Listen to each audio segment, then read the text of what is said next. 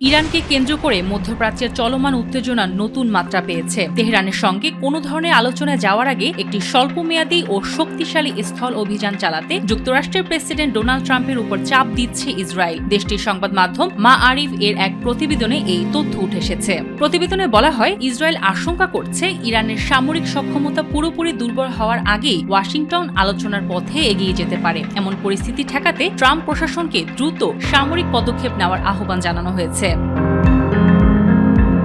Israeli কর্মকর্তাদের মতে, Iran ইস্যুতে ট্রাম্পের অবস্থান এখনো স্পষ্ট নয়। তার বক্তব্যে কখনো কঠোরতা, আবার কখনো আলোচনার ইঙ্গিত দেখা যাচ্ছে। ফলে হোয়াইট হাউসের সামনে এখন দুটি পথ খোলা: সংঘাত আরও বাড়ানো অথবা কূটনৈতিক সমঝোতায় যাওয়া।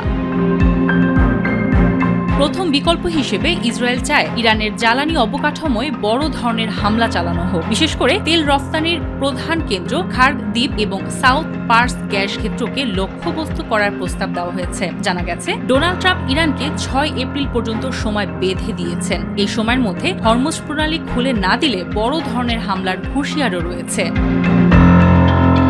তবে ইসরায়েলের প্রধানমন্ত্রী বেঞ্জামিন নেতানিয়াহু এবং তার উপদেষ্টারা এই পথের বিরোধিতা করছেন। তাদের মতে, এখন কোনো চুক্তি হলে তা ইরানের জন্য কৌশলগত বিজয় হিসেবে বিবেচিত হতে পারে। ইসরায়েলি সরকার মনে করছে, যুদ্ধ চলাকালীন ইরানে অভ্যন্তরীণ পরিবর্তনের সম্ভাবনা কম, তাই তাদের লক্ষ্য অর্থনৈতিকভাবে দেশটিকে দুর্বল করে দেওয়া। ইতিমধ্যে ইসরায়েলি হামলায় ইরানের অর্থনীতিতে উল্লেখযোগ্য ক্ষতি হয়েছে বলে দাবি করা হয়েছে। এদিকে ট্রাম্পের প্রতি সরাসরি আহ্বান জানিয়ে বেঞ্জামিন নেতানিয়াহু জানিয়েছেন, জনমতের বাইরে গিয়ে দৃঢ় সিদ্ধান্ত নিতে হবে।